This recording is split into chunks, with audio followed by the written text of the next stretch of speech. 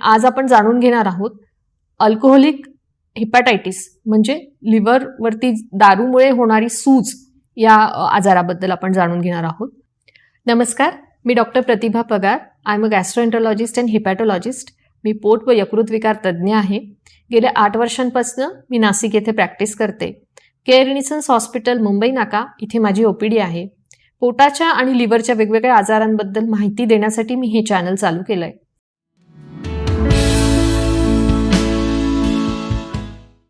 तर alcoholic hepatitis म्हणजे काय? लिव्हरला भरपूर डॅमेज झालेला असतो. आतमध्ये अल्कोहोल जेव्हा आपल्या लिव्हरमध्ये मेटाबोलाइज होतं तेव्हा काही टॉक्सिन मेटाबोलाइट्स तयार होतात आणि ते लिव्हरला डॅमेज करायला सुरुवात करतात. सुरुवातीच्या स्टेजमध्ये फारसा काही त्रास रुग्णाला जाणवत नाही, परंतु जसं जसं ही सूज वाढत जाते आणि त्याच्यावरती रुग्ण दारू पिणे कंटिन्यू ठेवतो तेव्हा ही सूज खूप वाढते आणि मग पेशंटला वेगवेगळे सिम्पटम्स दिसायला लागतात. मोस्टली याच्यामध्ये कावीळ होतो, म्हणजे की रुग्णाचे डोळे पिवळे दिसतात.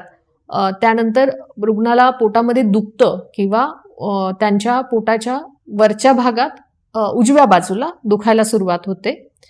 कधी कधी भूक मंदावते, जेवण जात नाही, उलटीसारखं वाटतं, पोट व्यवस्थित साफ होत नाही, पोट फुगल्यासारखं जाणवतं, एक जनरल वीकनेस जाणवतो बॉडीमध्ये, कुठली काही करण्याची इच्छा राहत नाही आणि असे काही नॉन स्पेसिफिक हे सगळेच सिम्पटम्स प्रत्येक रुग्णात दिसतील असं काही नाहीये.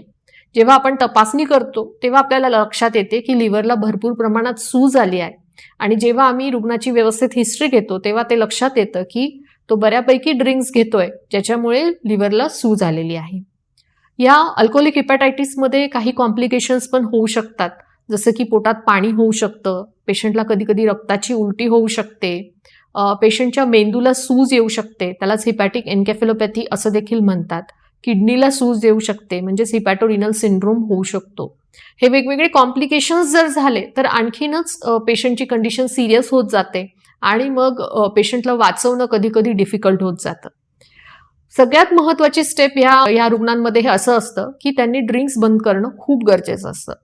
प्रत्येक वेळेस जेव्हा हे पेशंट माझ्याकडे येतात, जेव्हा अगदी ते इम्प्रूव्ह होतात, त्याच्यानंतरही आम्ही वारंवार त्यांना हे सांगतो की त्यांनी ड्रिंक्स बंद ठेवणं गरजेचं आहे. कारण की थोडी इम्प्रूव्हमेंट जरी झाली तरी जर परत रुग्णांनी दारू घेणं चालू ठेवलं तर परत लिव्हरला डॅमेज होऊन एक वेळ अशी येते की ते लिव्हर फेल होतं, म्हणजे लिव्हर फेल्युअर व्हायला लागतं आणि मग अशा वेळेस पेशंट दगावण्याची शक्यता वाढत जाते. हा आजार बऱ्यापैकी इम्प्रूव्ह होऊ शकतो जर प्रॉपर ट्रीटमेंट घेतली, जर डॉक्टरांनी सांगितलेली पथ्य व्यवस्थित पाळली तर याच्यामध्ये भरपूर सुधारणा होते. तर पथ्य कोणती असतात? तर सगळ्यात महत्त्वाचं म्हणजे की मीठ कमी खाणं आहे.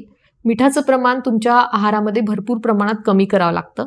पापड, लोणचे, बिस्किट्स या ज्या अतिरिक्त मिठाचे पदार्थ आहेत ते बंद करावे लागतात आणि जेवणामधलं प्रोटीन्स थोडे वाढवावे लागतात. या पेशंट्सची प्रोटीनची रिक्वायरमेंट जास्त असते आणि मग त्याच्यामुळे त्यांनी रेग्युलर अंडे खाणं किंवा व्हेजिटेरियन असाल तर बदाम, मुगाची डाळ, मसुराची डाळ असं डाळीचे पदार्थ भरपूर प्रमाणात खाणं आम्ही रिकमेंड करतो, ज्याच्यामुळे हा प्रोटीन इंटेक वाढला की पेशंटची ओव्हरऑल इम्युनिटी चांगली होते, त्यांचं अल्ब्युमिन वाढतं आणि मग पेशंट बरा व्हायला त्याच्यामुळे मदत होते. तर न्यूट्रिशनल सप्लिमेंटेशन फार महत्त्वाचं असतं या रुग्णांमध्ये, म्हणजे त्यांचं डाएट हेल्दी असणं फार गरजेचं असतं, ज्याच्यामुळे आपल्याला खूप चांगली सुधारणा दिसू शकते. एकीकडे भूक लागत नाहीये, जेवण जात नाहीये, परंतु आपल्याला आहार रुग्णाचा चांगला ठेवायचा आहे. तर ही एक तारेवरची कसरत असते पेशंटसाठी पण आणि त्यांच्या नातेवाईकांसाठी पण. यासाठी प्रॉपर काउन्सिलिंग गरजेचं असतं आणि मात्र हे जर आपण केलं तर आपल्याला भरपूर सुधारणा दिसू शकते. त्या व्यतिरिक्त काही औषधं दिली जातात ज्यामुळे लिव्हरची सूज कमी व्हायला मदत होते. एंडोस्कोपी केल्या जाते, ज्याच्यामुळे अन्ननलिकेच्या रक्तवाहिन्या फुगल्या आहेत का, म्हणजे इसोफेजियल व्हरायसिस आहेत का हे बघितलं जातं. जर गरज असेल तर बँडिंग नावाचं ऑपरेशन करतात, ज्यामुळे तिथून ब्लिडिंग होण्याचा धोका कमी होतो.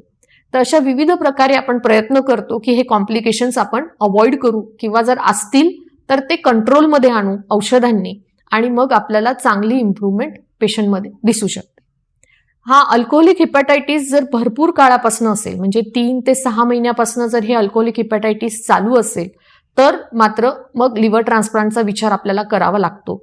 जर योग्य ती ट्रीटमेंट घेऊनही आपल्याला जर सुधारणा दिसत नसेल किंवा ट्रीटमेंट घेऊनही कधी कधी कावीळ वाढायला लागतो याचं कारण असतं की लिव्हरमध्ये सूज खूप जास्त प्रमाणात असते आणि अशा रुग्णांना मग आपल्याला लिव्हर ट्रान्सप्लांटचा विचार करावा लागतो.